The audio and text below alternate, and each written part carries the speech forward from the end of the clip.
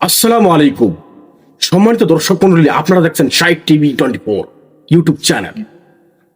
আজকে আমি নিয়ে আসছি আপনার জন্য একটা নতুন সুন্দর ইসলামিক ভিডিও।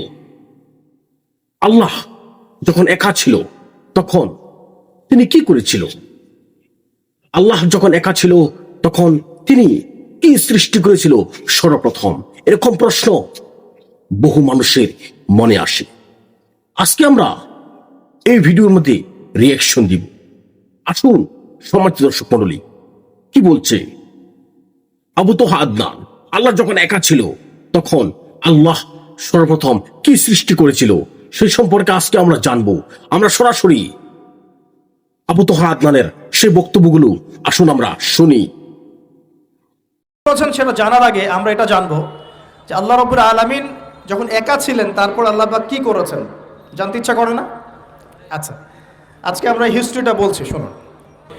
আল্লাহ পাক একা ছিলেন, তারপর আল্লাহ সৃষ্টি করেছেন আরশে আজিম। আল্লাহ পাক সৃষ্টি করেছেন কি?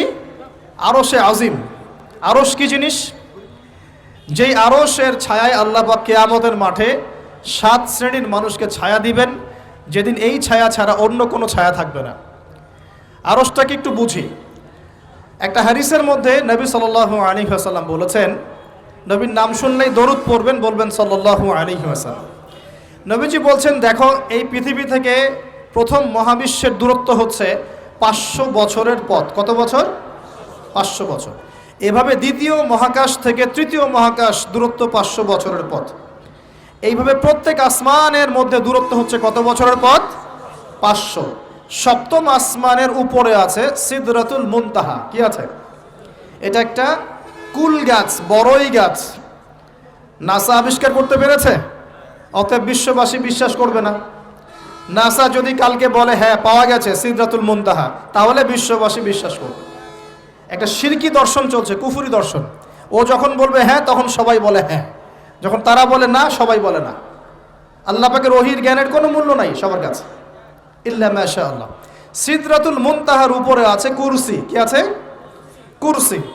আল্লাহ পাকের কুরসি, যেটা আপনি আয়াতুল কুরসির মধ্যে পড়েন, ওয়াসিআ কুরসিয়ুহুস সামাওয়াতি ওয়াল আরদ, মানে আল্লাহ পাকের কুরসিটা আসমান জমিনকে ঘিরে রেখেছে। আর বলে রাখি যে প্রত্যেক ফরজ নামাজের পর যে আয়াতুল কুরসি পড়ে, জান্নাতে যাওয়ার জন্য তার একটাই বাধা, মৃত্যু। মৌত হয়ে গেলে জান্নাতে চলে যাবে ইনশাআল্লাহ। একটা হাদিস আসছে, রাত্রেবেলা ঘুমানোর সময় কেউ যদি আয়াতুল কুরসি পড়ে, সারা রাত আল্লাহর পক্ষ থেকে একজন ফেরেশতা তাকে পাহারা দিবে ইনশাআল্লাহ। এই ফেরেশতা তো দেখা যায় না, দেখা যায়?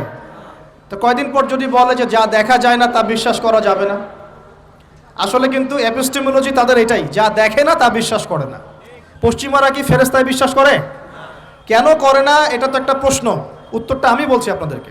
কারণ তাদের জ্ঞান তত্ত্ব হচ্ছে যা চোখে দেখি না, যা পরীক্ষা নিরীক্ষা পর্যবেক্ষণে আসে না, তার কোনো অস্তিত্ব নাই। এটা সম্মানিত দর্শক মন্ডলী, আপনারা আবু তোহা আদনানের আল্লাহর সৃষ্টি সম্পর্কে, আল্লাহ যখন একা ছিল তখন কি সৃষ্টি করেছিল, এই সবেরই সকল প্রশ্নর উত্তর আপনারা আবু তোহা আদনানের মুখ থেকেই শুনেছেন, যে তিনি কত সুন্দর করে এসব বিষয়ে বিশ্লেষণ করেছে, কত সুন্দর করে ডিসকাস করে আম জনসাধারণকে তিনি শুনিয়েছে। আবু তোহা আদনানের এই বিস্ময়কর বক্তব্যগুলো আপনারা ভালো করে শুনেছেন, যে তিনি কিভাবে একটি একটি ব্যাখ্যা করে মানুষকে বিশ্লেষণ করে বক্তব্যগুলো উপস্থাপন করেছে আল্লাহ সম্পর্কে, আল্লাহর সৃষ্টি সম্পর্কে। আল্লাহ সুবহানাহু তাআলা এই গোটা মানব জাতি, এই গোটা গ্রহ নক্ষত্র, গোটা ইউনিভার্স, এমনকি গোটা বিশ্বজগৎ, বিশ্ব ব্রহ্মাণ্ড, সম্পূর্ণ বিশ্ব ব্রহ্মাণ্ডের সৃষ্টি কি করে সৃষ্টি করেছে, এই সম্পূর্ণ বিষয় আপনারা আবু তোহা মুহাম্মদ আদনানের মুখ থেকে শুনলেন। আসলে এইসব শুনলে অবাক লাগে, আর বহুত মানুষের মনে প্রশ্ন জাগে, আসলে আল্লাহ সুবহানাহু তাআলা যখন একা ছিল তখন কি কি কিনা সৃষ্টি করেছে। এইসব ভিডিও নিয়ে আমরা আবার যেন এরকম ভিডিও আমরা তৈরি করতে পারি।